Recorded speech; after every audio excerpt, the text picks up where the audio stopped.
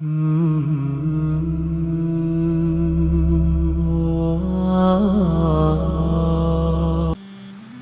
نبی صلی اللہ علیہ وسلم نے فرمایا، بخاری مسلم کی حدیث ہے، تقاتلون الیہود حتی یختبی احدکم وراء الحجر فیقول الحجر یا مسلم ھذا یہودی فاقتلہ ھذا یہودی ورائی فاقتلہ۔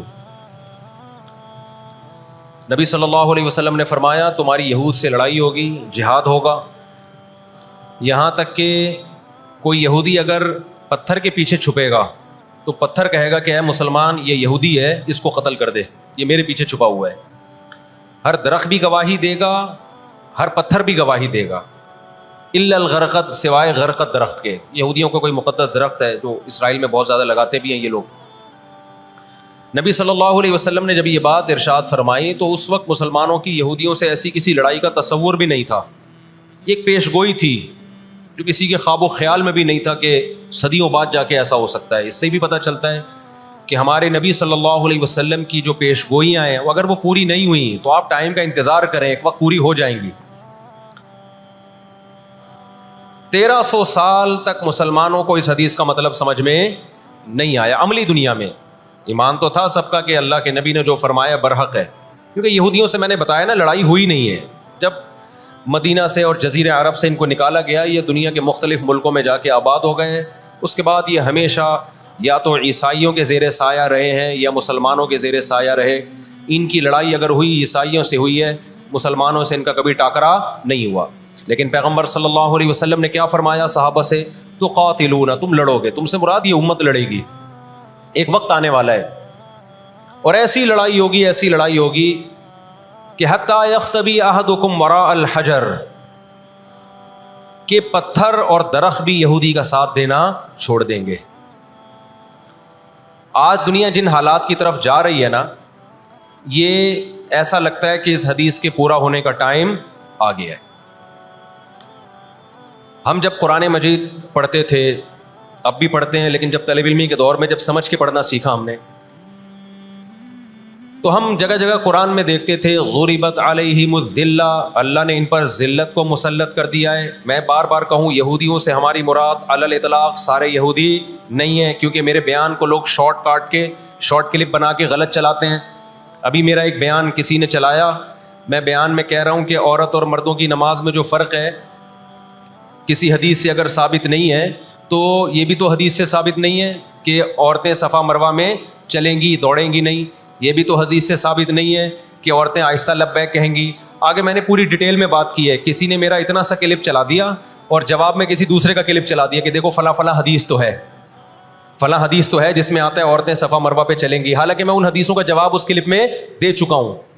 نمبر 1 وہ مرفوع حدیثیں نہیں ہیں، نمبر 2 وہ صحیح روایتیں نہیں ہیں، من گڑت ہیں، یا تو بہت درجے کی ضعیف ہیں، اس قابل نہیں ہے کہ ان کو دلیل کے طور پہ پیش کیا جائے۔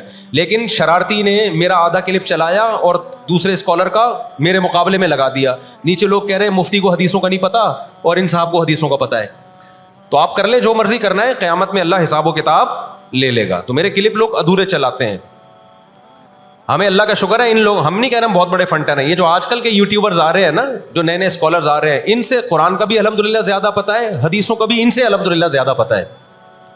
ہم نے جن استاذوں سے حدیثیں پڑھی ہیں نا، ان کے 20-20 سال کے تجربے ہیں حدیث پڑھانے کے، اور وہ اردو میں نہیں پڑھاتے، وہ عربی میں پڑھتے ہیں، عربی میں پڑھاتے ہیں، اور اسماء الرجال کے بڑے بڑے علامے ہیں۔ سمجھتے ہو کہ نہیں سمجھتے؟ اور میں نے تو دور حدیث جو کیا ہے نا، دور حدیث ہم نے تو الگ ہی سٹائل میں کیا ہے۔ ہم پر تو پابندی تھی کہ جب حدیث کا سبق ہوگا تو ہم نے خود عربی کتابیں دیکھ کر، عربی شروحات دیکھ کر لیکچر کو تیار کرنا ہے، سند بھی خود پڑھنی ہے، سند کی بحث بھی، اور پوری بحث بھی خود ہی تیار کرنی ہے۔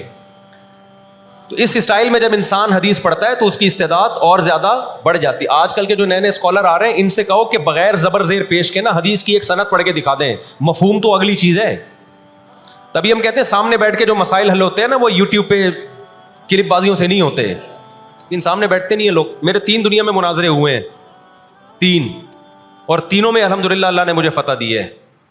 3 ابھی چونکہ موضوع اسرائیل کا چل رہا ہے، یہ مناظروں کی بحث کرنا مناسب نہیں ہے، وہ میں پھر کسی اور وقت بتاؤں گا، لیکن مناظرے کچھ اصول اور ضابطے کے تحت ہوتے ہیں تو ہوگا۔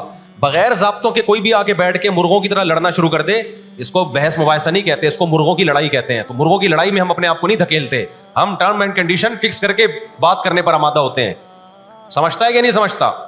تو 3 ہوئے میرے، پھر کبھی بتاؤں گا انشاءاللہ. ابھی تو یہ اسرائیل کا ٹاپک زیادہ ہے میں ان جھگڑوں سے جو آج کل کے اسکالرس کے چل رہے ہیں. تو بار بار میں کہتا ہوں میرا کلپ ادھورا چلاتے ہیں نا تو کوئی یہودیوں کے خلاف نہ چلائے. سارے یہودی ایک جیسے نہیں ہیں. ہم اسرائیل کے اگینسٹ ہیں تو ہماری جو لڑائی ہوگی اسرائیل سے ہوگی.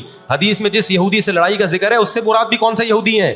یہ فتنہ پرست اور شر پسند یہودی ہیں جو اسرائیل پہ غاصبانہ قبضہ، فلسطین پہ جنہوں نے غاصبانہ قبضہ کیا ہوا ہے.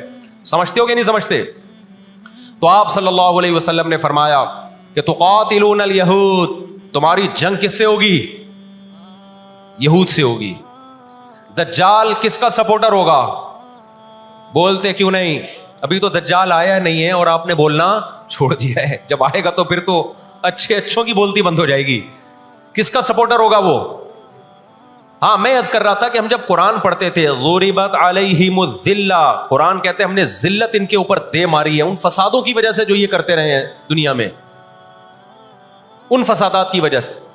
ہم جب پڑھتے تھے ہم کہتے تھے اے اللہ آج تو یہودی ذلیل نہیں ہے. اسرائیل کتنا پاورفل ہے کہ گچی کس کی پکڑی ہوئی ہے اس نے؟ امریکہ کی. ہندوستان کو گچی سے پکڑا ہوا ہے.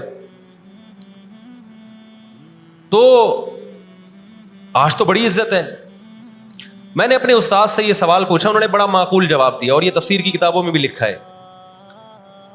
دیکھیں آپ یہودیوں کی ہسٹری اٹھا کے دیکھیں نا، ہمیشہ کوئی نہ کوئی ایسا ان پر مسلط ہوا ہے جنہوں نے ان کی شرارتوں کا مزہ ان کو دنیا میں چکھایا ہے. قرآن سے بھی یہ بات ثابت ہے کہ ان کو ان کی شرارتوں کا مزہ، عذاب جو ہے وہ دنیا میں ملتا رہے گا. میں بار بار کہتا ہوں ہٹلر نے بھی ان کو عذاب دیا ہے. ہٹلر سے پہلے بھی اسلامی نہیں بلکہ دنیا کی تاریخ میں بہت سے ہٹلر گزر چکے ہیں جنہوں نے ان کی شرارتوں کی ان کو دنیا میں سزا دی ہے. ہم پھر بھی بتائیں ہم ہٹلر کے حامی نہیں ہیں جو ظلم اس نے کیا، لیکن وہ بھی ان کی شرارتوں سے بیزار تھا. قرآن کہہ رہے ہم نے ان پر ذلت کو دے مارا ہے. دنیا میں بہت دفعہ رسوا ہوئے یہ. اب کیا ہے؟ یہ آخری ذلت ہے یہودیوں کی جو اب کس کے ہاتھوں ہونے والی ہے؟ فلسطینیوں کے ہاتھوں. آپ کو معلوم ہونا چاہیے جب دنیا میں کسی کو بہت زیادہ ذلیل کیا جاتا ہے نا تو پہلے اس کو عزت دی جاتی ہے. کسی کے گلے میں آپ جوتوں کا ہار پہنا دو، یہ بھی ایک ذلت ہے. اور ایک طریقہ یہ 3 پیس سوٹ ٹائی میں آپ اس کو صدارت کی کرسی پہ بٹھائیں اور پھر آپ اس کو جوتوں کا ہار پہنا دیں. بتاؤ کون سی بڑی ذلت ہے؟ یہ دوسری ذلت پہلی ذلت سے بڑی ہے. پوری دنیا میں مار کھانے کے بعد نا اپنی شرارتوں کی وجہ سے آج اللہ نے ان کو ایک تھوڑی سی حکومت دی ہے. ایک چھوٹا سا کنٹری. آپ اگر اسرائیل کو نقشے میں دیکھیں گے تو کراچی بھی بڑا ہے اسرائیل سے. اتنا چھوٹا ملک، اتنا چھوٹا ملک، اور تعداد بھی بہت تھوڑی. اللہ نے انہیں کچھ وقت پنپنے دیا ہے.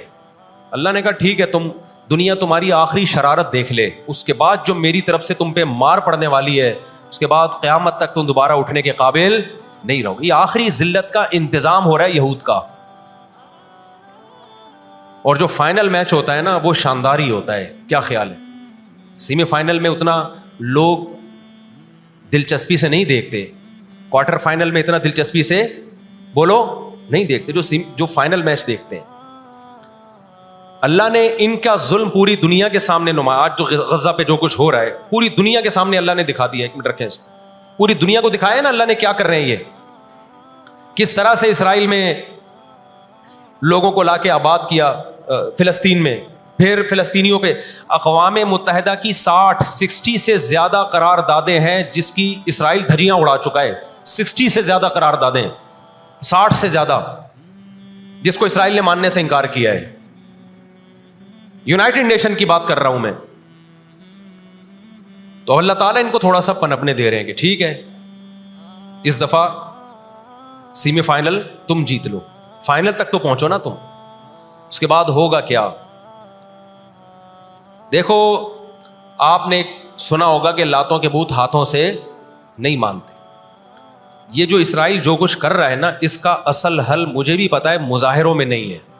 اس کا اصل حل ہے جہاد. اس کا اصل حل کیا ہے؟ جہاد، جو کہ فلسطینی کر رہے ہیں.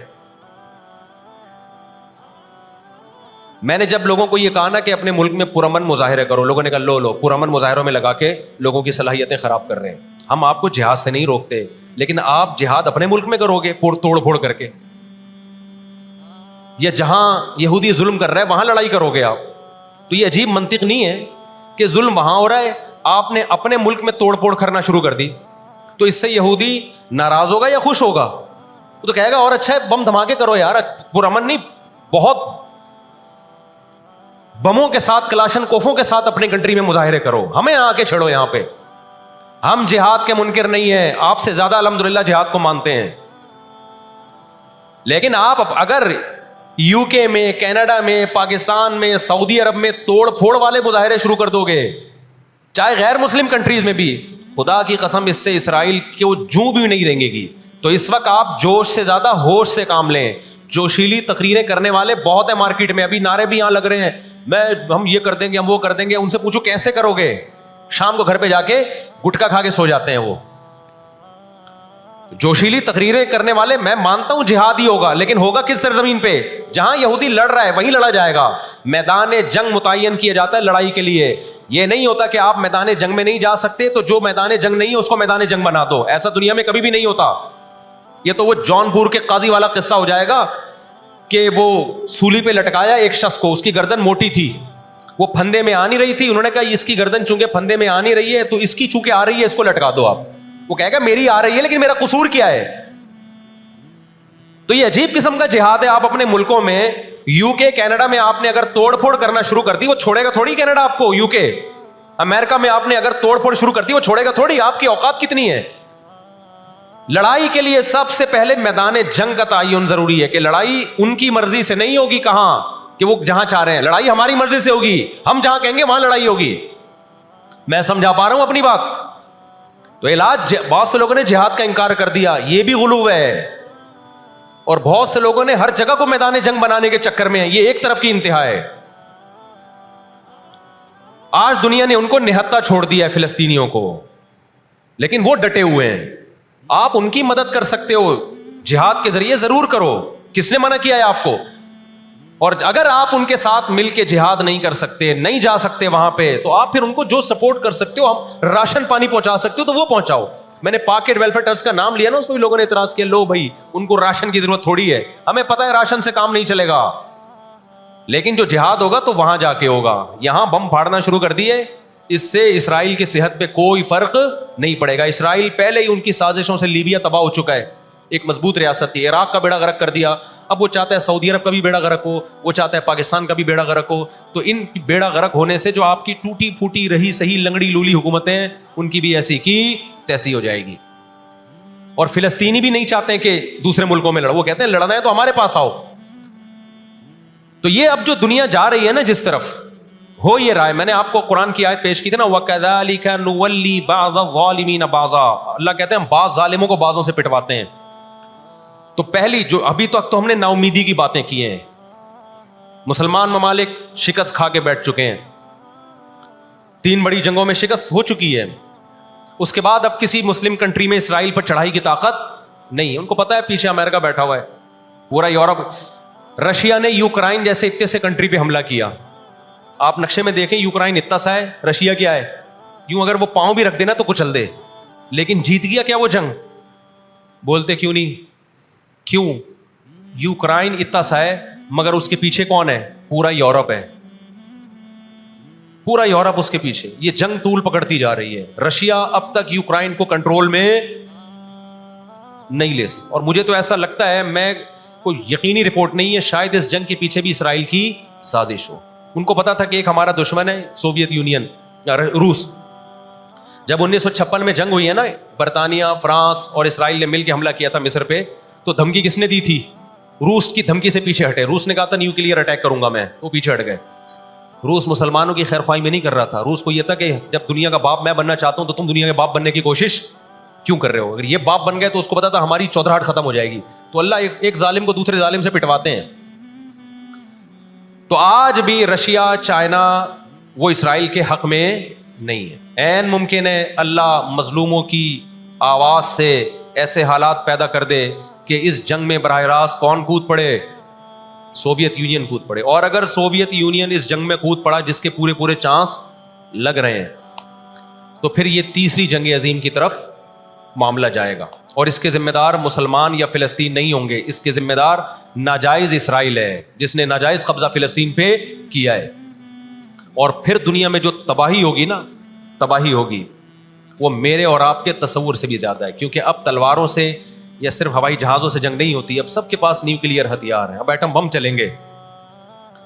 آج اگر دنیا انسانیت پہ رحم کھانا چاہتی ہے, آج اگر امریکہ, برطانیہ, جرمنی, فرانس, جو دنیا کے لیڈر کہلائے جاتے ہیں, آج اگر یہ چاہتے ہیں کہ انسانیت کو تباہی سے بچائیں, تو ان کو فلسطینیوں کا ہاتھ نہیں روکنا, ان کو کس کا ہاتھ روکنا ہے؟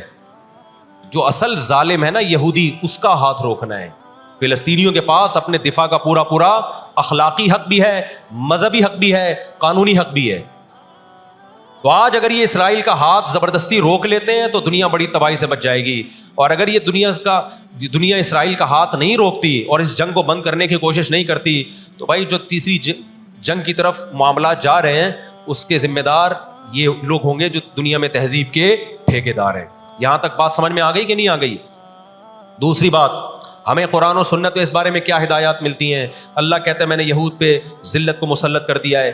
اس آیت میں اور اس حدیث میں جو میں نے تقاتلون الیہود والی حدیث پڑھی, اس میں مسلمانوں کے لیے خوشخبری ہے کہ اللہ تعالیٰ نے جیسے بنی اسرائیل انتہائی کمزور تھے, فرعون کا ظلم اور بربریت کا شکار تھے, اللہ سورہ قصص میں کہتے ہیں وَنُرِيدُ أَن نَّمُنَّ عَلَى الَّذِينَ اسْتُضْعِفُوا فِي الْأَرْضِ, ہم نے ارادہ کیا کہ زمین میں کمزور ترین لوگوں کو اٹھا کے زمین کا امام بنا دیں گے, طاقتور پہ غالب کر دیں گے.